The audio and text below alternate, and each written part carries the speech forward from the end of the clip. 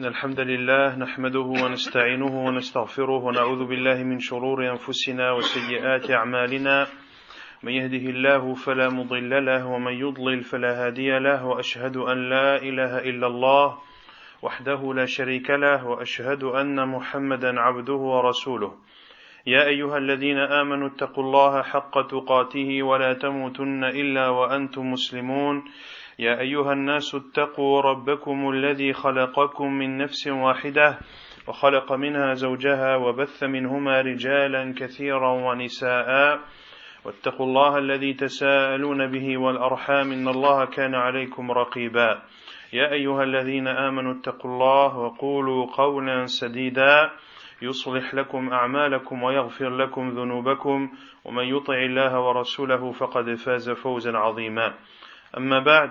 Toujours dans la traduction et les quelques commentaires sur le livre Al-Qawl al-Mufid fi Adilat al-Tawhid du Cheikh Muhammad ibn Abdul Wahhab al-Wisabi hafidhahullahu ta'ala. Durant le dernier cours, on a traité de la foi, de la définition du terme de la foi, des 6 piliers de la foi, des preuves que la foi augmente et également les preuves que la foi diminue. ثم قال المؤلف حفظه الله تعالى من أدلة دخول الأعمال في مسمى الإيمان. Ensuite, l'auteur ouvre le chapitre des preuves ou des textes qui prouvent que les actes font partie de la foi. قال الله تعالى وما كان الله ليضيع إيمانكم أي صلاتكم فسمى الصلاة إيمانا. وعن أبي هريرة رضي الله عنه قال قال رسول الله صلى الله عليه وسلم الإيمان 70 شعبة فأفضلها قول لا إله إلا الله وأدناها إماطة الأذى عن الطريق والحياء شعبة من الإيمان متفق عليه واللفظ لمسلم. وعن ابن عباس رضي الله عنهما قال قال رسول الله صلى الله عليه وسلم هل تدرون ما الإيمان بالله قالوا الله ورسوله أعلم قال شهادة أن لا إله إلا الله وأن محمد رسول الله وإقام الصلاة وإيتاء الزكاة وصوم رمضان وأن تعطوا من المغنم الخمس رواه البخاري ومسلم. Ensuite le Cheikh Hafidahullah cite les preuves que les actes font partie de la foi. Et il cite pour preuve la parole d'Allah Azza wa Jal dans le verset 143 de Surat Al-Baqarah وَمَا كَانَ اللَّهُ لِيُضِيعَ إِيمَانَكُمْ. Et ce n'est pas Allah qui vous fera perdre la récompense de votre foi, c'est-à-dire de votre prière. Et Allah Azza wa Jal ici a appelé la prière foi. Et pour comprendre ce verset, il faut le prendre de son début, dans lequel Allah subhanahu wa ta'ala a dit وَكَذَلِكَ جَعَلْنَاكُمْ أُمَّةً وَسَطًا لِتَكُونُوا شُهَدَاءَ عَلَى النَّاسِ وَيَكُونَ الرَّسُولُ عَلَيْكُمْ شَهِيدًا وما جعلنا القبلة التي كنت عليها إلا لنعلم من يتبع الرسول ممن ينقلب على عقبيه وإن كانت لكبيرة إلا على الذين هدى الله وما كان الله ليضيع إيمانكم إن الله بالناس لرؤوف رحيم وكذلك جعلناكم أمة وسطا. Et c'est ainsi que nous avons fait de vous une communauté du juste milieu. لِتَكُونُوا شُهَدَاءَ عَلَى النَّاسِ, afin que vous soyez des témoins pour les gens. وَيَكُونَ الرَّسُولُ عَلَيْكُمْ شَهِيدًا, et afin que le prophète soit pour vous un témoin, ou soit un témoin contre vous. وَمَا جَعَلْنَا الْقِبْلَةَ الَّتِي كُنْتَ عَلَيْهَا إِلَّا لِنَعْلَمَ مَنْ يَتَّبِعُ الرَّسُولَ مِمَّنْ يَنْقَلِبُ عَلَى عَقِبَيْهِ. Et nous avons fait de la qibla, c'est-à-dire qu'au début, les musulmans priaient en direction de Jérusalem. Et Allah Azza wa Jal a légiféré cela pour éprouver les musulmans et pour savoir lesquels des musulmans vont suivre le prophète sallallahu alayhi wa sallam dans cela, et ceux qui vont revenir sur leurs talons.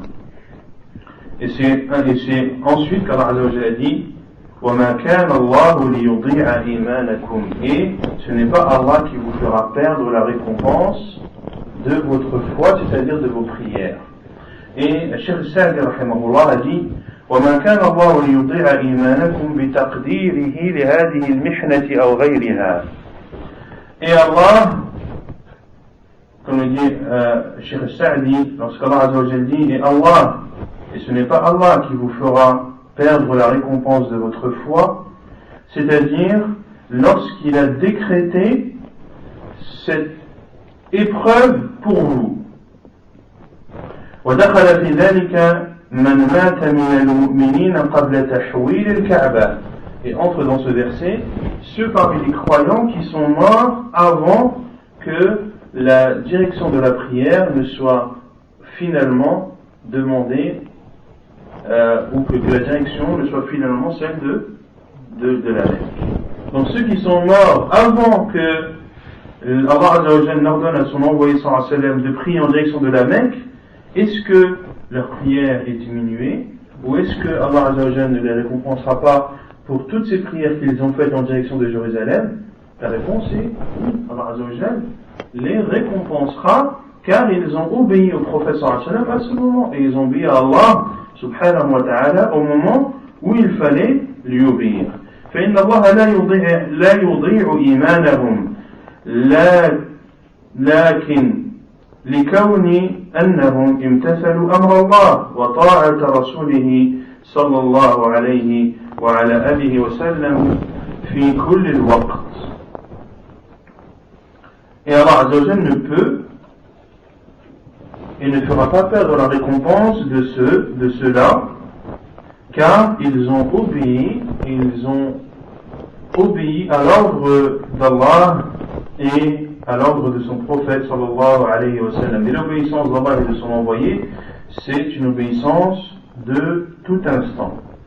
وفي هذه الآية دليل لمذهب أهل السنة والجماعة أن الإيمان تدخل فيه أعمال الجوارح. Puis, l'imam Sa'di rahimahullah dit, et il y a dans ce verset une preuve pour les gens de la sunna que dans la foi entre les actes des membres du corps. Car ici Allah Azza wa Jalla a appelé la prière foi. C'est clair ou pas? Et ensuite il a cité les deux hadiths. Le hadith d'Abu Hurayra radiyallahu anhu, que l'on a déjà vu auparavant, dans lequel le prophète sallallahu alayhi wa sallam a dit la foi est composée de 70 et quelques branches. La meilleure est la parole La ilaha illallah, et la plus basse est le fait d'enlever une chose nuisible du chemin ou d'un chemin, et la pudeur fait partie des branches de la foi. Donc ici le prophète sallallahu alayhi wa sallam a clairement considéré le fait d'enlever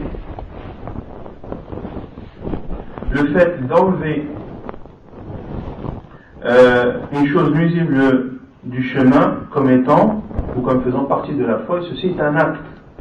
De même que de dire La ilaha illallah, est-ce que c'est un acte ou pas? Oui. Donc, ce hadith est une preuve évidente que les actes font partie de la foi. Et il a cité le second hadith d'Abdullah ibn Abbas, rapporté par Al-Bukhari et Muslim, dans lequel le prophète sallallahu alayhi wa sallam a dit savez-vous ce qu'est la foi en Allah? Ils ont dit Allah et son envoyé sont les plus savants. Et le prophète sallallahu alayhi wa sallam a dit c'est d'attester qu'il n'y a de vraie divinité qui ne mérite d'être adorée qu'Allah, et que Muhammad est l'envoyé d'Allah, d'accomplir la prière, de s'acquitter de la zakat, de jeûner le ramadan et de donner du butin le cinquième. Et de donner du butin le cinquième, hadith rapporté par Al-Bukhari et Muslim. Le prophète sallallahu alayhi wa sallam a considéré toutes ces choses comme faisant partie de la foi en Allah subhanahu wa ta'ala.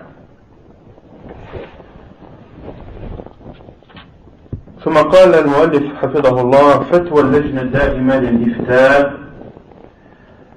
في ما يتعلق مسألة الإرجاء. Ensuite, Cheikh Mohammed ibn Abdul Wahhab, hafidahullah ta'ala, cite la fatwa du comité permanent des savants d'Arabie Saoudite, la fatwa numéro 21436, qui est datée du 8e jour du mois Rabi' al-Thani de l'année 1421.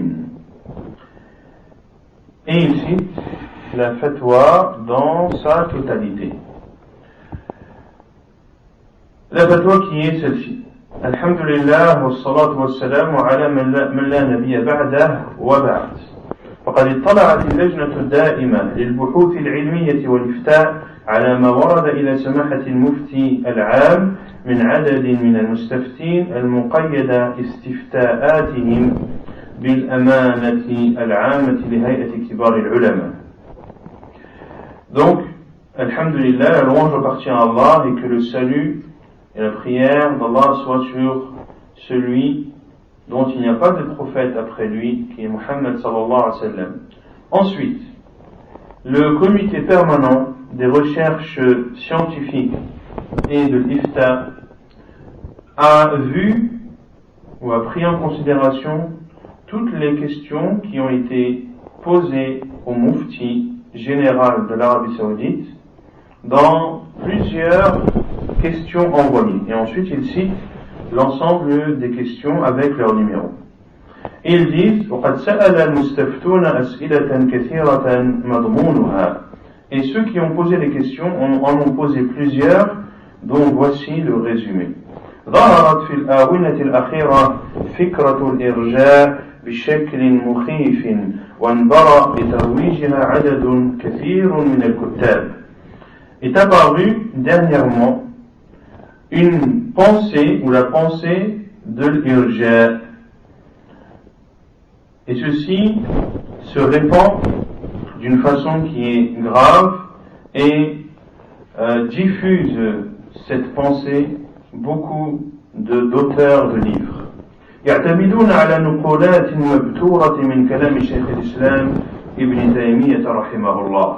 Et ils s'appuient, c'est-à-dire tous ces écrivains et tous ces auteurs qui font circuler, qui diffusent la pensée de l'irja, ils s'appuient sur des paroles coupées de Cheikh al-Islam ibn Taymiyyah rahimahullah. C'est-à-dire qu'ils ne rapportent pas la parole de Cheikh al-Islam dans la totalité, mais ils prennent uniquement les portions de paroles qui leur servent à diffuser leur égarement. مما سبب ارتكابا عند كثير من الناس في مسمى الإيمان حيث يحاول هؤلاء الذين ينشرون هذه الفكرة أن يخرجوا العمل عن مسمى الإيمان ويرون النجاة من ترك جميع الأعمال.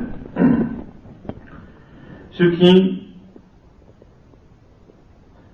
crée beaucoup ou qui suscite beaucoup d'interrogations chez beaucoup de gens concernant la signification et la définition de la foi, car ces personnes, ces écrivains et autres, tentent de propager cette idéologie en essayant de faire sortir les actes de la définition de la foi. Et ils considèrent que celui qui délaisse l'ensemble des actes peut être sauvé. وذلك مما يسهل على الناس الوقوع في المنكرات وأمور الشرك وأمور الردة إذا علموا أن الإيمان متحقق لهم ولو لم يؤدوا الواجبات ويتجنبوا المحرمات ولو لم يعملوا بشرائع الدين بناء على هذا المنهج أو على هذا المذهب. Et cette façon de penser, c'est-à-dire de diffuser auprès des gens que les actes ne font pas partie de la foi, eh bien ceci va faciliter aux gens le fait de tomber dans les interdits et dans les actes d'associanisme et d'autres péchés qui font sortir de l'islam lorsqu'ils sauront que la foi est présente, même s'ils ne font pas les obligations, et même s'ils ne délaissent pas les interdits, même s'ils n'appliquent rien des les actes qui font partie de l'emblème de l'islam en se basant sur cette idéologie, à savoir l'idéologie de al-irja'. ولا شك أن هذا المذهب له خطورته على المجتمعات الإسلامية وأمور العقيدة والعبادة، فرج من سماحتكم بيان حقيقة هذا المذهب وآثاره السيئة وبيان الحق المبني على الكتاب والسنة وتحقيق النقل عن شيخ الإسلام حتى يكون المسلم على بصيرة من دينه. وفقكم الله وسدد خطاكم. والسلام عليكم ورحمة الله وبركاته. Et ensuite,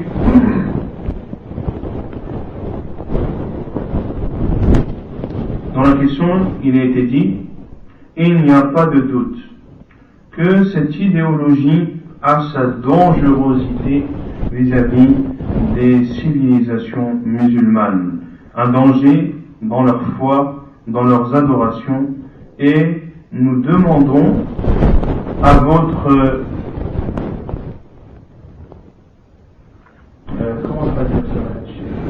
à votre éminence, et nous demandons à votre éminence de nous montrer la réalité de cette idéologie et ses conséquences néfastes, et de montrer la vérité appuyée par le livre d'Allah et la sunna du prophète sallallahu alayhi wa sallam, et de montrer la vérité dans les paroles de Cheikh al-Islam Ibn Taymiyyah, afin que le musulman soit dans sa religion en toute clairvoyance, qu'Allah vous facilite le bien et qu'il rafferme vos pas. Wassalamu alaikum wa rahmatullahi wa barakatuh. وبعد دراسة اللجنة للاستفتاء أجابت بما يلي. Et après étude, le comité de réponse a donné la réponse qui suit. هذه المقالة المذكورة هي مقالة المرجئة الذين يخرجون الأعمال عن مسمى الإيمان. Ces paroles qui ont été citées sont les paroles de l'Murji'ah qui font sortir les actes de la définition de la foi. ويقولون الإيمان هو التصديق بالقلب أو التصديق بالقلب والنطق باللسان فقط. Et ils disent que la foi, c'est uniquement de considérer vrai par le cœur, ou de considérer vrai par le cœur et de le prononcer par la langue uniquement. وأما الأعمال فإنها عندهم شرط كمال فيه فقط وليست منه.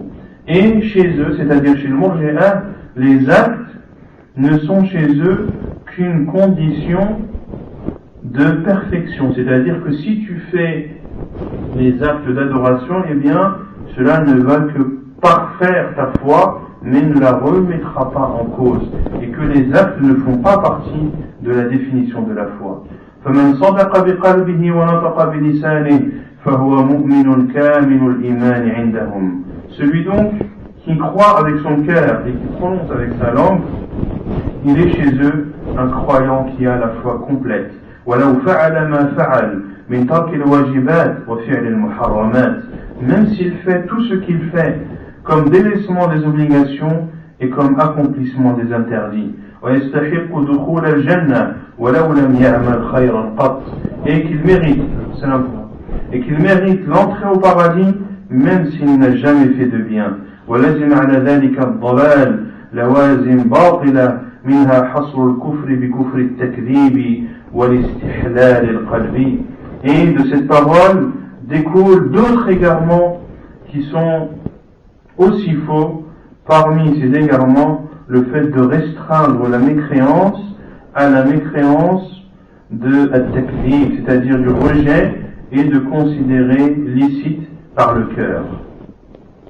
À savoir que chez eux, al-Murji'ah, tu es mécréant que lorsque tu ne crois pas avec ton cœur et que tu considères autoriser des choses qui sont interdites dans la religion. ولا شك أن هذا قول باطل وضلال مبين مخالف للكتاب والسنة وما عليه أهل السنة والجماعة سلفا وخلفا. Il n'y a aucun doute que cette parole est une parole fausse et que c'est un égarement manifeste qui contredit le livre d'Allah et la sunna du prophète sallallahu alayhi wa sallam, et qui contredit la voie des gens de la sunna, leur salaf comme leur khalaf. Leur salaf, c'est-à-dire leurs prédécesseurs, comme ceux qui sont venus après les pieux prédécesseurs. وأن هذا يفتح بابا لأهل الشر والفساد للانحلال من الدين وعدم التقيد بالأوامر والنواهي والخوف والخشية من الله سبحانه وتعالى. Et que cette idéologie ouvre la porte aux gens du mal et de la turpitude afin de sortir de la religion et de ne pas se conformer aux interdits et de ne pas se conformer aux ordres et aux interdits et de ne pas craindre Allah subhanahu wa ta'ala. ويعطل جانب الجهاد في سبيل الله والأمر بالمعروف والنهي عن المنكر ويسوي بين الصالح والطالح والمطيع والعاصي والمستقيم على دين الله والفاسق المتحلل من أوامر الدين ونواهيه ما دام أن أعمالهم هذه لا تخل بالإيمان كما يقولون. Et cette idéologie ampute également la lutte dans le sentier d'Allah et élimine le fait d'ordonner le bien et d'interdire le mal. Et cette idéologie met sur le même piédestal le pieux comme le pervers, celui qui obéit comme celui qui désobéit, celui qui est droit dans la religion d'Allah et celui qui est pervers et se dévie des ordres de la religion ainsi que de ses interdits. Et ceci tant que la foi est présente comme ils le disent. Et ceci tant que la foi est présente comme ils le disent. C'est-à-dire al-Murji'a qui disent que tant que la foi est présente, alors il n'y a pas de différence entre celui qui obéit, celui qui désobéit, celui qui est dans le droit chemin et celui qui est égaré. ولذلك اهتم أئمة الإسلام قديما وحديثا ببيان بطلان هذا المذهب والرد على أصحابه وجعلوا لهذه المسألة بابا خاصا في كتب العقائد بل ألفوا فيها مؤلفات مستقلة كما فعل شيخ الإسلام ابن تيمية رحمه الله وغيره. Et pour cela que les savants de l'islam, avant les anciens et les contemporains, ont montré la fausseté de cette idéologie et ont répondu à ses partisans, et ils ont fait de ce sujet un chapitre à part entière dans leur livre de croyance, et ils ont même écrit dans ce domaine des livres à part entière comme l'a fait Cheikh al-Islam Ibn Taymiyyah rahimahullah et autres que lui. قال شيخ الإسلام رحمه الله في العقيدة الواسطية ومن أصول أهل السنة والجماعة أن الدين والإيمان قول وعمل، قول القلب واللسان وعمل القلب واللسان والجوارح، وأن الإيمان يزيد بالطاعة وينقص بالمعصية. شيخ الإسلام ابن تيمية رحمه الله a dit dans son livre Al-Aqidatul Wasitiyya et fait partie des bases des gens de la sunna que la religion et la foi sont des paroles et des actes, les paroles du cœur et de la langue et les actes du cœur, de la langue et des membres du corps, et que la foi augmente par l'obéissance et elle diminue à cause de la désobéissance. وقال في كتاب الإيمان ومن هذا الباب أقوال السلف وأئمة السنة في تفسير الإيمان فتارة يقولون هو قول وعمل وتارة يقولون هو قول وعمل ونية وتارة يقولون قول وعمل ونية واتباع السنة وتارة يقولون قول باللسان واعتقاد بالقلب وعمل بالجوارح وكل هذا صحيح. Et Cheikh al-Islam Taymiyyah rahimahullah a dit également dans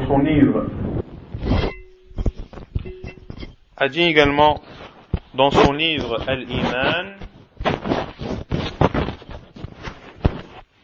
a dit également dans son livre Al-Iman, et dans ce chapitre il y a beaucoup de paroles des salafs et des imams de la sunna dans l'explication de la foi. De temps en temps, certains disent que c'est une parole que ce sont des paroles et des actes. Et de temps en temps, ils disent que ce sont des paroles, des actes et une intention. Et de temps en temps, ils disent ce sont des paroles, des actes, une intention et le suivi de la sunna. Et de temps en temps, ils disent que c'est une parole avec la langue, que c'est une croyance avec le cœur, et que ce sont des actes qui sont faits à travers les membres du corps. Et tout ceci est vrai. C'est-à-dire, toutes ces définitions sont autant vraies les unes des autres. وقال رحمه الله والسلف اشتد نكيرهم على المرجئة لما أخرجوا العمل من الإيمان. Et il dit rahimahullah, et les salafs, les pieux prédécesseurs, ont fortement répondu à al-murji'ah lorsqu'ils ont exclu les actes de la foi. ولا ريب أن قولهم بتساوي الإيمان الناس من أفشح الخطأ بل لا يتساوى الناس في التصديق ولا في الحب ولا في الخشية ولا في العلم بل يتفاضلون من وجوه كثيرة. وقال رحمه الله وقد عدلت المرجئة في هذا الباب في هذا الأصل عن بيان الكتاب والسنة وأقوال الصحابة والتابعين لهم بإحسان واعتمدوا على رأيهم وعلى ما تأولوه بفهمهم للغة وهذه طريقة أهل البدع انتهى. Et il dit aussi rahimahullah, et il n'y a aucun doute que leurs paroles dans le fait que sont égaux dans la foi que les gens sont au même niveau de foi, que ceci fait partie des paroles les plus fausses, mais bien au contraire, les gens ne sont pas sur le même piédestal et ne sont pas égaux dans le fait de considérer vrai, ni dans l'amour, ni dans la crainte, ni dans la science, mais les gens sont différents les uns des autres dans beaucoup et beaucoup de domaines. Et il dit aussi rahimahullah, et al-murji'ah s'est éloigné dans ce chapitre ou dans cette base, s'est éloigné de ce qui est démontré dans le livre d'Allah, dans la sunna du prophète sallallahu alayhi wa sallam et dans les paroles des compagnons et de ceux qui les ont suivis dans le bien, et ils se sont appuyés sur leurs avis et sur leurs interprétations selon leur compréhension de la langue, et ceci est la voie qu'empruntent les gens de l'innovation. ومن الأدلة على أن الأعمال داخلة في حقيقة الإيمان وعلى زيادته ونقصانه بها قوله تعالى إنما المؤمنون الذين إذا ذكر الله وجلت قلوبهم وإذا تليت عليهم آياته زادتهم إيمانا وعلى ربهم يتوكلون الذين يقيمون الصلاة ومما رزقناهم ينفقون أولئك هم المؤمنون حقا لهم درجات عند ربهم ومغفرة ورزق كريم. وقوله تعالى وقد أفلح المؤمنون الذين هم في صلاتهم خاشعون والذين هم عن اللغو معرضون والذين هم للزكاة فاعلون والذين هم لفروجهم حافظون إلا على أزواجهم أو ما ملكت أيمانهم فإنهم غير ملومين فمن ابتغى وراء ذلك فأولئك هم العادون والذين هم لأماناتهم وعهدهم راعون والذين هم على صلاتهم يحافظون والذين هم على صلواتهم يحافظون. Et parmi les preuves que les actes entrent dans la foi et que la foi augmente et diminue, et la parole d'Allah Azza wa Jalla, les croyants sont ceux qui, lorsqu'Allah est cité, leur cœur frémissent, et lorsque les signes d'Allah leur sont récités, cela fait augmenter leur foi et ils placent leur confiance en leur Seigneur. Ceux qui accomplissent la prière et donnent de ce qu'Allah mimma razaqnahum et de ce que nous leur avons donné, ce sont eux les véritables croyants. Donc, dans ce verset ou dans ces versets, il y a la preuve de deux choses. Tout d'abord, que les actes font partie de la foi. Quelle est la preuve? الذين يقيمون الصلاة ومما رزقناهم ينفقون أولئك هم المؤمنون حقا. La preuve que les actes font partie de la foi dans ces versets, c'est la parole d'Allah Azza wa Jal, ceux qui accomplissent la prière et donnent de ce que nous leur avons donné, ce sont eux les véritables croyants, ceux qui prient et qui donnent en aumône. Ceux-ci sont des actes. Et dans ce verset, il y a aussi la preuve que la foi augmente et qu'elle diminue. Et c'est dans la parole d'Allah Azza wa Jal, et lorsque les versets d'Allah leur sont récités, cela fait augmenter leur foi. Et on avait vu dans les cours derniers que lorsque la foi augmente, ceci est une preuve qu'elle diminue également. Et l'autre verset, dans Surat al-Mu'minun, Surat les croyants, où Allah Azza wa Jal dit Qad aflaha al-mu'minun, ont connu ou ont gagné les croyants, ceux qui dans leurs prières sont humbles et qui s'écartent des futilités, ceux qui accomplissent la zakat, qui préservent leurs parties génitales, sauf envers leurs épouses ou ce qu'ils possèdent comme esclaves, alors point de reproche à eux. Celui qui recherche en dehors de cela, c'est-à-dire d'assouvir ses désirs en ayant des rapports intimes, en dehors de ce qu'Allah Azza wa Jalla a cité, à savoir les femmes et ceux qui possédaient des esclaves, eh bien, ce sont eux les transgresseurs. Et ceux qui veillent à la sauvegarde des dépôts et qui leur sont confiés et honorent leur engagement et qui observent strictement leurs prières. والذين هم على صلواتهم يحافظون وقول الرسول صلى الله عليه وسلم الإيمان بضع وسبعون شعبة أعلاها قول لا إله إلا الله وأدناها إماطة الأذى عن الطريق والحياء شعبة من الإيمان. Et la parole du prophète sallallahu alayhi wa sallam, la foi fait partie ou est constituée de 70 et quelques branches. La plus haute est la parole la ilaha illallah et la plus basse est d'enlever une chose nuisible du chemin, et la piété ou la pudeur fait partie de la foi. قال شيخ الإسلام. Donc tout ceci c'est la fatwa de اللجنة الدائمة. قال شيخ الإسلام رحمه الله في كتاب الإيمان أيضا وأصل الإيمان في القلب وهو قول القلب وعمله هو إقرار بالتصديق والحب والانقياد وما كان في القلب فلا بد أن يظهر موجبه ومقتضاه على الجوارح. Il dit rahimahullah dans son livre Al-Iman, et la base de la foi est dans le cœur, et c'est la parole du cœur et son acte, et c'est d'accepter et de considérer vrai, d'aimer et de se soumettre. Et ce qu'il y a dans le cœur doit obligatoirement apparaître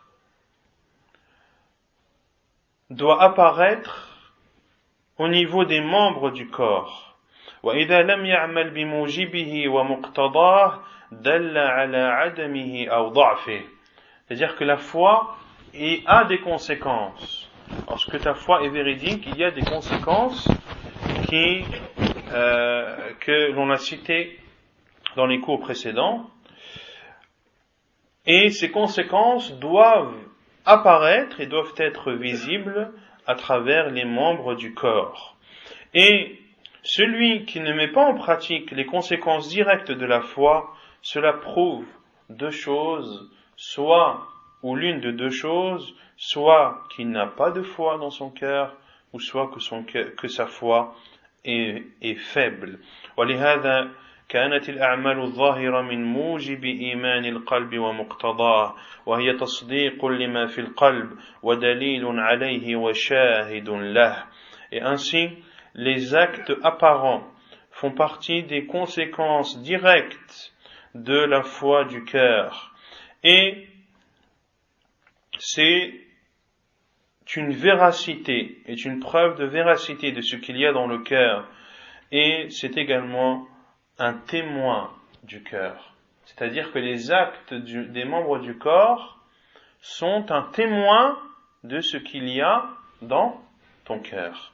وهي شعبة من الإيمان المطلق وبعض له وقال أيضا بل كل من تأمل ما تقوله الخوارج والمرجئة في معنى الإيمان علم بالاضطرار أنه مخالف للرسول ويعلم بالاضطرار أن طاعة الله ورسوله من تمام الإيمان وأنه لم يكن يجعل كل من أذنب ذنبا كافرا.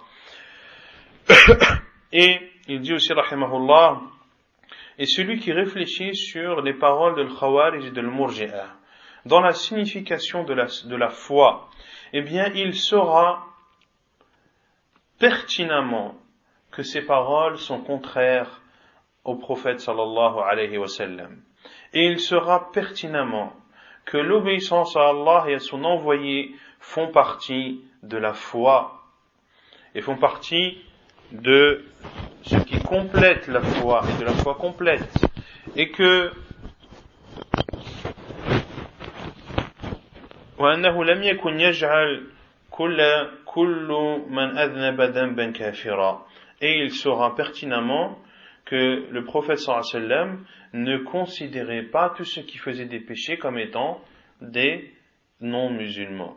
ويعلم أنه لو قدر أن قوما قالوا للنبي صلى الله عليه وسلم نحن نؤمن بما جئتنا به بقلوبنا من غير شك ونقر بألسنتنا بالشهادتين إلا أن لا نطيعك في شيء مما أمرت به ونهيت عنه فلا نصلي ولا نصوم ولا نحج ولا نصدق الحديث ولا نؤدي الأمانة ولا نفل بالعهد ولا نصل الرحم ولا نفعل شيئا من الخير الذي أمرت به ونشرب الخمر وننكح ذوات المحارم بالزنا الظاهر ونقتل من قدرنا عليه من أصحابك وأمتك ونأخذ أموالهم بل ونقتلك أيضا ونقاتلك مع أعدائك. هل كان يتوهم عاقل أن النبي صلى الله عليه وسلم يقول لهم أنتم مؤمنون كامل الإيمان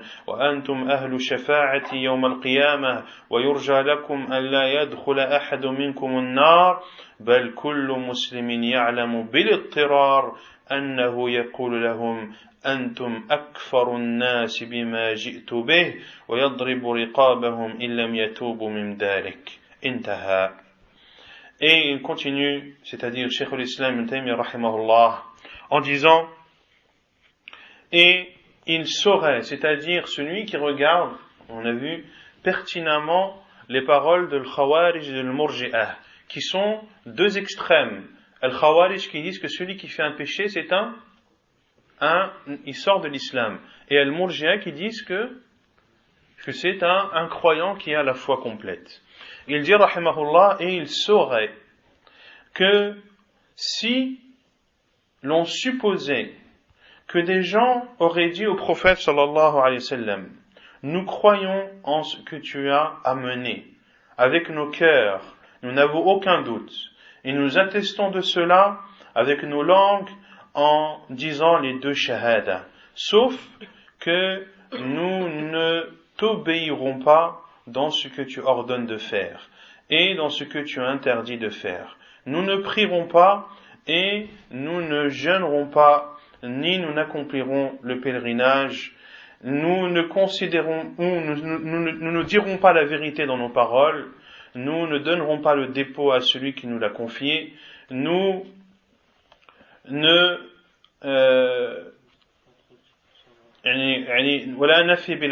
c'est-à-dire nous ne tiendrons pas nos engagements, nous ne nouerons pas les liens de parenté et nous ne ferons rien de ce que tu as ordonné comme bien. Nous boirons de l'alcool, nous nous marierons avec les femmes qui nous sont interdites au mariage à travers de l'adultère et de la fornication évidente. Nous tuerons ceux que nous pourrons tuer parmi tes compagnons et ta communauté, nous prendrons leur argent et nous te tuerons également, nous combattrons aux côtés de tes ennemis. Est-ce que une personne raisonnable, qui a la raison, puisse penser une seule seconde que le prophète sallallahu alayhi wa sallam dirait à ces personnes, vous êtes des croyants qui avaient une foi complète et que vous faites partie de ceux qui profiteront de mon intercession le jour du jugement et que j'espère pour vous que qu'aucun d'entre vous n'entrera en enfer. Est-ce qu'un musulman, mais bien au contraire, tout musulman saura pertinemment que le prophète sallallahu alayhi wa sallam leur dira: vous êtes parmi les gens ceux qui ont le plus mécru en ce que j'ai apporté, et le prophète sallallahu alayhi wa sallam les combattrait et les tuerait s'ils ne se seraient pas repentis de cela. Et la parole de Cheikh al-Islam se termine ici. C'est clair ou pas? طيب. وقال أيضا: فلفظ الإيمان إذا أطلق في القرآن والسنة يراد به ما يراد بلفظ البر وبلفظ التقوى وبلفظ الدين كما تقدم، فإن النبي صلى الله عليه وسلم بين أن الإيمان 70 شعبة، أفضلها قول لا إله إلا الله وأدناها إماطة الأذى عن الطريق، فكان كل ما يحبه الله يدخل في اسم الإيمان، وكذلك لفظ البر يدخل فيه جميع ذلك. Et il dit aussi, c'est-à-dire Cheikh al-Islam rahimahullah, que la parole, la foi, lorsqu'elle est citée de façon générale dans le livre d'Allah et dans la sunna du prophète sallallahu alayhi wa sallam, eh bien, yuradu bihi ma yuradu bi lafdil bir, que il est voulu par la foi ce qui est voulu par le terme piété. وبلفظ التقوى يعني البر c'est le bien, التقوى c'est la piété, وبلفظ الدين كما تقدم, et dans le sens de la religion également, comme cela a été précédemment dit. Car le prophète sallallahu alayhi wa sallam a annoncé que la foi était composée de 70 et quelques branches, et que la meilleure était la parole la ilaha illallah, et que la plus basse était d'enlever une chose nuisible du chemin. فكان ainsi tout ce qu'Allah aime entre dans la signification de la foi. Et également, وكذلك لفظ البر يدخل فيه جميع ذلك إذا أطلق. Également, le terme bien ou bonté entre dans cela tout ce qui y est attrait lorsqu'il est cité de façon générale. وكذلك لفظ التقوى وكذلك الدين أو دين الإسلام. وكذلك روي أنهم سألوا عن الإيمان فأنزل الله هذه الآية ليس البر أن تولوا وجوهكم قبل المشرق والمغرب. Et également, il a été rapporté que lorsqu'ils ont demandé au prophète sallallahu alayhi wa sallam qu'est-ce que la foi, Allah azza wa jal a révélé le verset dans Surat al-Baqarah ليس البر أن تولوا وجوهكم قبل المشرق والمغرب, que ne fait pas partie de la bonté de diriger vos visages vers l'Orient et l'Occident, jusqu'à la fin du hadith, jusqu'à la fin du verset Afwan, qui est un verset dans lequel Allah Azza wa Jalla ne parle que des actes et des adorations. إلى أن قال والمقصود هنا أنه لم يثبت المدح إلا على إيمان معه العمل ولا على إيمان خال عن عمل. Et il dit, Cheikh al-Islam, rahimahullah,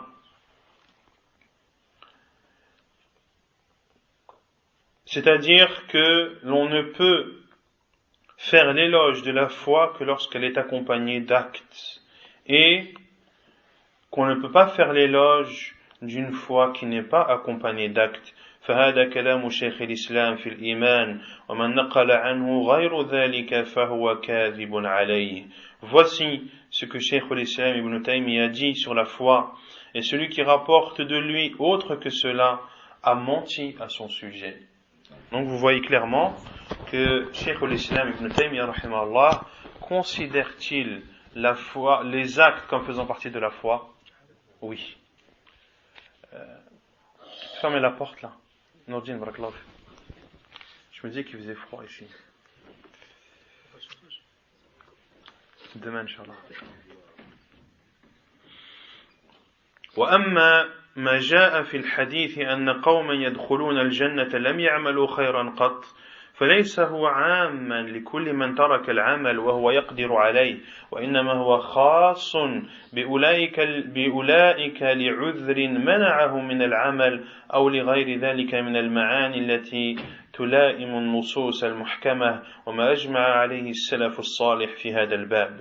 Et quant au hadith qui cite que des gens entreront au paradis alors qu'ils n'auront rien fait comme bien, que ceci n'est pas dans sa globalité, et que ceci n'est pas dans sa globalité, qui ne concerne pas tous ceux qui ont délaissé les actes alors qu'ils avaient la possibilité de le faire, mais que cela est propre à ceux qui, parce qu'ils avaient une excuse qui les a empêchés d'œuvrer, ou d'autres raisons qui sont en concordance avec les textes sages et en concordance également avec ce qui a fait l'unanimité de nos pieux prédécesseurs dans ce domaine. هذا واللجنة الدائمة إذ تبين ذلك فإنها تنهى وتحذر من الجدال في أصول العقيدة لما يترتب في ذلك من المحاذير العظيمة. Et le comité permanent, après avoir expliqué tout ceci, elle interdit et met en garde contre toute polémique sur des sujets qui font partie de la base de la croyance. Car il peut découler de cela des interdits gigantesques. وتوصي بالرجوع في ذلك إلى كتب السلف الصالح وأئمة الدين المبينة على المبنية على الكتاب والسنة وأقوال السلف.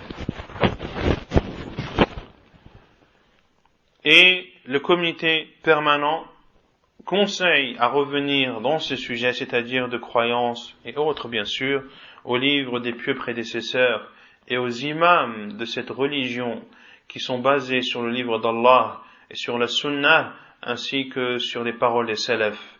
وتحذر من الرجوع إلى الكتب المخالفة لذلك وإلى الكتب الحديثة الصادرة عن أناس متعالمين لم يأخذوا العلم عن أهله.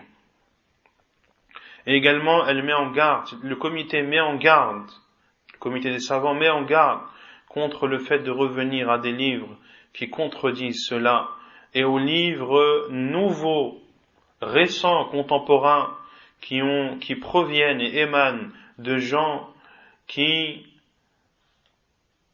font croire qu'ils ont appris, mais qui en réalité n'ont pas pris la science des gens de science et des sources de la religion, à savoir Al-Qur'an wa Sunnah wa Aqwal al-Salaf. وقد اقتحموا القول في هذا الأصل العظيم من أصول الاعتقاد وتبنوا مذهب المرجئة. Et ils ont cité des paroles dans cette base immense des bases de la croyance et ils ont considéré ou ont suivi l'idéologie de l'Murji'ah ونسبوه ظلما إلى أهل السنة والجماعة ولبسوا بذلك على الناس. Et ils ont attribué cette idéologie aux gens de la sunnah et ils ont ainsi trompé les gens.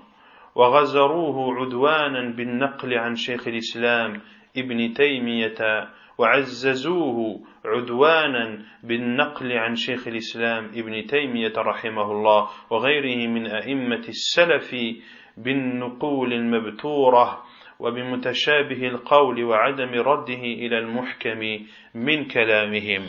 Et ils ont appuyé de façon malhonnête leur idéologie en apportant des paroles du Cheikh al-Islam ibn Taymiyyah, des paroles coupées et amputées, et en apportant des paroles qui sont ambiguës et ne sont pas retournées ou n'ont pas appliqué sur ces paroles ambiguës d'autres paroles qui sont claires parmi les autres paroles de Cheikh al-Islam ibn Taymiyyah et des autres imams des salafs. وإنا ننصحهم أن يتقوا الله في أنفسهم وأن يتوبوا إلى رشدهم ولا يصدعوا الصف بهذا المذهب الضال. واللجنة أيضا تحذر المسلمين من الاغترار والوقوع في شراك المخالفين لما عليه جماعة المسلمين أهل السنة والجماعة. وفق الله الجميع للعلم النافع والعمل الصالح والفقه في الدين. صلى الله وسلم على نبينا محمد وآله وصحبه أجمعين. اللجنة الدائمة للبحوث العلمية والإفتاء عبد الله بن عبد الرحمن الغديان وعبد العزيز بن عبد الله بن محمد آل الشيخ وبكر بن عبد الله أبو زيد وصالح بن فوزان الفوزان. Et également le comité des savants dit, et nous leur conseillons de craindre Allah subhanahu wa ta'ala et de revenir à leur guidée et de ne pas se mettre dans le rang de ceux qui sont égarés, et le comité met en garde les musulmans pour ne pas être dupés et ne pas être du côté de ceux qui contredisent ce sur quoi ou ce à quoi ont cru les gens de la Sunna. Qu'Allah aide l'ensemble à la science bénéfique et aux actes pieux et à la compréhension de la religion. Que la prière d'Allah et son salut soient sur notre prophète Muhammad sallallahu alayhi wa sallam, sur sa famille et sur l'ensemble de ses compagnons. Le comité permanent des études scientifiques et des réponses, parmi le président Cheikh Abdul Aziz ibn Abdullah ibn Muhammad al-Sheikh, qui est le mufti actuel de l'Arabie Saoudite, et les trois membres,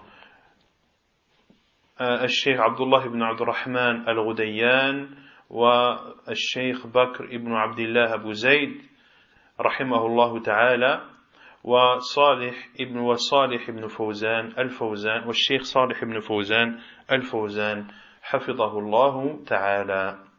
Est-ce que la fatwa est claire? Est-ce que ça demande des explications? Tout est clair? طيب. ثم يقول المؤلف حفظه الله: الإحسان ركن واحد. ثم اعلم أن الرسول صلى الله عليه وسلم لما سأله جبريل عن الإحسان قال: الإحسان أن تعبد الله كأنك تراه فإن لم تكن تراه فإنه يراك. أخرجه البخاري في الإيمان ومسلم في الإيمان كلاهما عن أبي هريرة رضي الله عنه. Puis, Cheikh Mohammed ibn Abdul Wahhab al-Wisabi, hafidahullah, ouvre le chapitre de la bienfaisance et que la bienfaisance est un seul pilier. Il dit: puis sache que le prophète sallallahu alayhi wa sallam, lorsqu'il a été questionné par Jibril alayhi salam concernant la bienfaisance, il a dit: la bienfaisance, c'est d'adorer Allah comme si tu le voyais. Et si tu ne le vois pas, lui, il te voit. Hadith rapporté par Al-Bukhari et Muslim, selon Abu Hurairah radiyallahu ta'ala anhu. قال الشيخ محمد بن صالح بن عثيمين يرحمه الله كما في مجموع فتاواه: الإحسان ضد الإساءة، وهو أن يبذل الإنسان المعروف ويكف الأذى، فيبذل المعروف لعباد الله في ماله وعلمه وجاهه وبدنه. Et Cheikh Mohammed ibn Salih ibn Uthaymin, qu'Allah lui fasse miséricorde, a dit dans son livre Majmou' al-Fatawa, le 3e volume, les pages 216 à 219. La bienfaisance est le contraire de la malfaisance et de fait de porter atteinte aux gens. Et la bienfaisance, c'est le fait de donner aux gens le bien et de diffuser les gens au bien et de s'abstenir de leur faire du tort, de diffuser le bien et de donner le bien aux serviteurs d'Allah par son argent, par sa science, par sa place et par son corps. فأما المال فأن ينفق ويتصدق ويزكي، وأفضل أنواع الإحسان بالمال الزكاة، لأن الزكاة أحد أركان الإسلام ومبانيه العظام، ولا يتم إسلام المرء إلا بها، وهي أحب النفقات إلى الله عز وجل. ويلي ذلك ما يجب على الإنسان من نفقة لزوجته وأمه وأبيه وذريته وإخوانه وبني إخوته وأخواته وأعمامه وعماته وخالاته إلى آخر هذا. ثم الصدقة على المساكين وغيرهم ممن هم أهل للصدقة كطلاب العلم مثلا.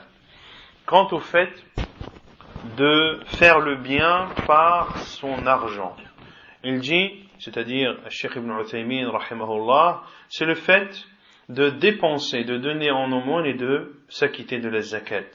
Et la meilleure des bienfaisances par l'argent, c'est bien sûr la zakat, car la zakat est un des piliers de l'islam et l'un de ses ou l'un de ces piliers immenses. Et l'islam ne peut être complété, l'islam d'une personne ne peut être complet que par celle-ci, par la zakat. Et c'est le meilleur don aimé chez Allah subhanahu wa ta'ala. Et vient ensuite, après cela, ce qui est obligatoire à l'être humain de dépenser pour sa femme, pour sa mère, son père, pour sa descendance, pour ses frères, pour ses neveux, pour ses sœurs, pour ses oncles, pour ses tantes maternelles et ses tantes paternelles, et ainsi de suite. Puis vient ensuite, dans le mérite, l'aumône que tu donnes aux pauvres et aux autres qui font partie des gens qui ont le droit de percevoir l'aumône, comme les étudiants en sciences par exemple. وأما بذل المعروف في الجاه فهو أن الناس مراتب منهم من له جاه عند ذي سلطان فيبذل الإنسان جاهه يأتيه رجل فيطلب منه الشفاعة إلى ذي سلطان يشفع له عنده إما بدفع ضرر عنه أو جلب خير له. Et ensuite, il y a aussi le fait de faire le bien de par sa position ou de par son statut. Car les gens ont des statuts différents. Certains ont un statut particulier chez ceux qui ont le commandement. Et la personne peut user de sa place. Si un homme vient le voir pour lui demander son intercession auprès de tel ou tel gouverneur, alors il intercédera en sa faveur, soit pour lui épargner un mal, ou soit pour lui apporter un bien. وأما بعلمه فأن يبذل علمه لعباد الله تعليما في الحلقات والمجالس العامة والخاصة حتى لو كنت في مجلس قهوة فإن من الخير والإحسان أن تعلم الناس ولو كنت في مجلس عام فمن الخير أن تعلم الناس. Et également de profiter aux gens par ta science, à savoir de donner sa science aux serviteurs d'Allah en leur enseignant dans les assises et dans les assises qui sont générales ou qui sont privées, même lorsque tu es dans une assise de café, car en Arabie ils ont les assises de café où les gens se réunissent et boivent le café, mais ce n'est pas comme le café d'ici.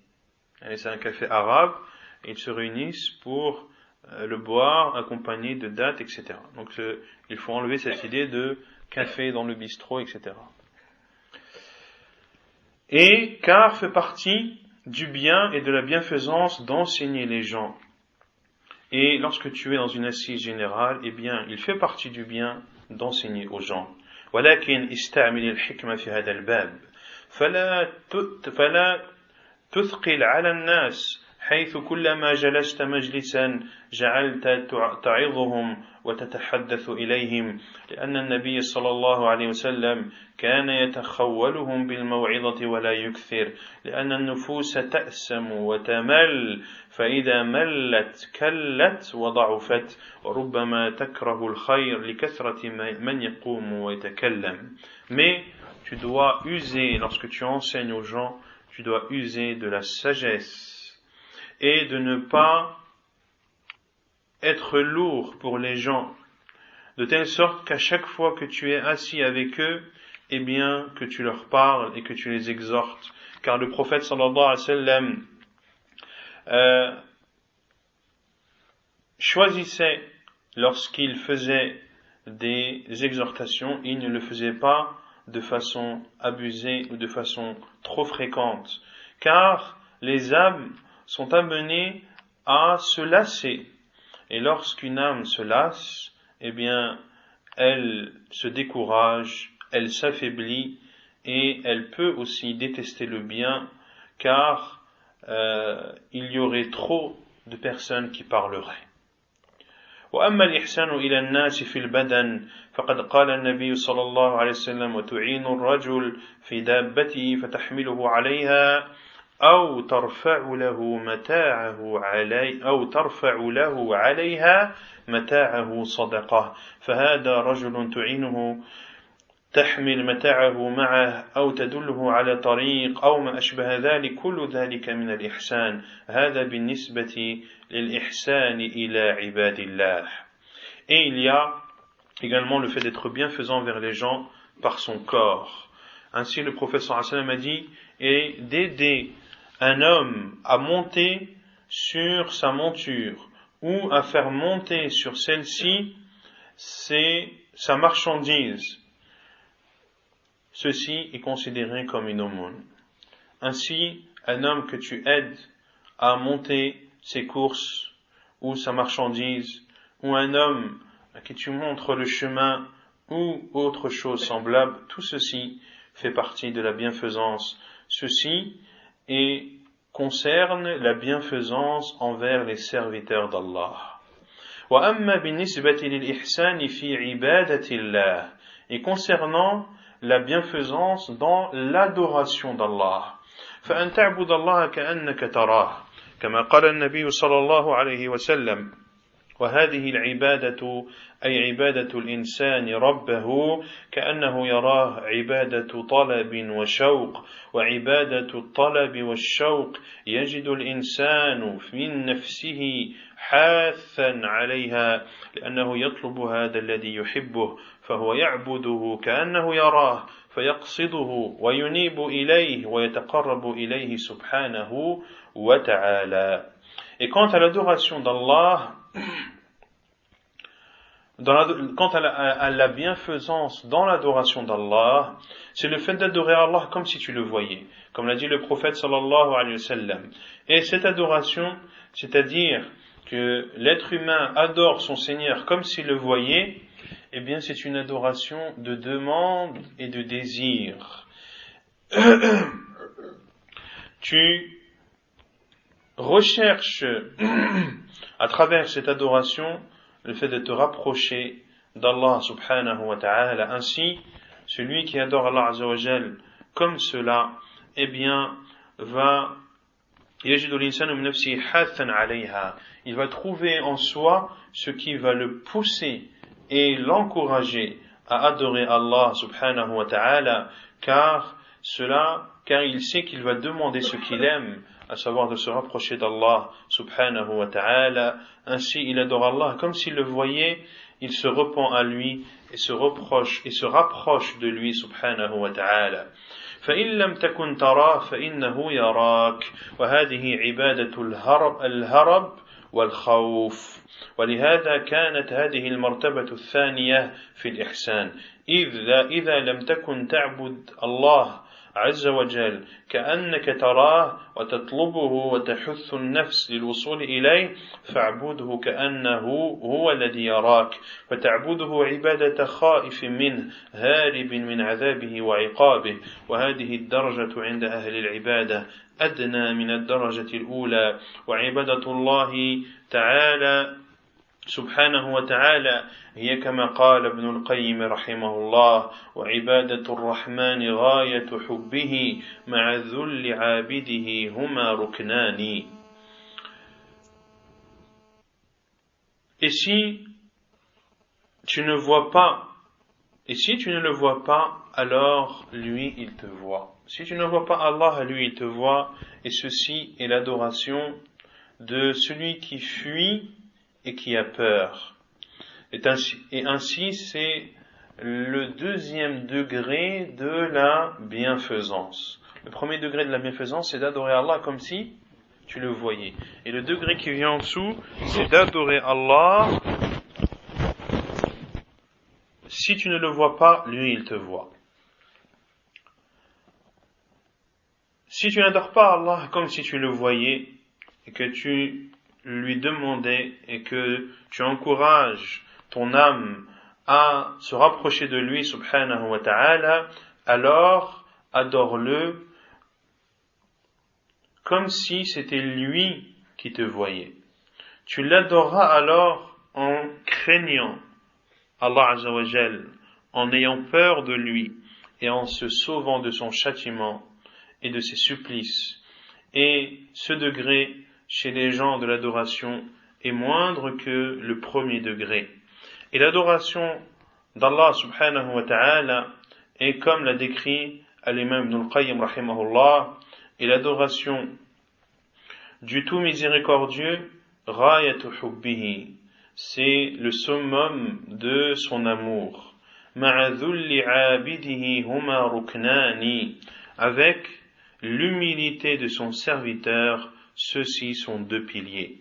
فالعبادة مبنية على هذين الأمرين غاية الحب وغاية الذل. Ainsi, l'adoration est basée sur ces deux choses. La première, le summum de l'amour et le summum de l'humilité. ففي الحب الطلب وفي الذل الخوف والهرب. Dans l'amour, eh bien, il y a la demande, et dans l'humilité, il y a la peur et le fait de se sauver. La peur d'Allah et de se sauver de son châtiment. فهذا هو الإحسان في عبادة الله جل وعلا. وإذا كان الإنسان يعبد الله على هذا الوجه فإنه سوف يكون مخلصا لله جل وعلا لا يريد بعبادته رياء ولا سمعة ولا مدحا عند الناس وسواء اطلع الناس عليه أم لم يطلعوا الكل عنده سواء وهو محسن العبادة على كل حال. Et une personne qui adore Allah Azza wa Jal comme cité, eh bien, il sera sincère dans son adoration à Allah subhanahu wa ta'ala. Il ne recherchera dans son adoration à Allah ni ostentation, ni réputation, ni éloge auprès des gens. Et que les gens le voient ou que les gens ne le voient pas, ceci est pareil pour lui. C'est ainsi qu'il est bienfaisant dans son adoration, quelles que soient les situations. Intaha kalamuhu rahimahullah ta'ala. Ainsi se termine la parole de Cheikh al-Islam, de Cheikh Mohammed ibn Salih al-Uthaymin rahimahullah ta'ala.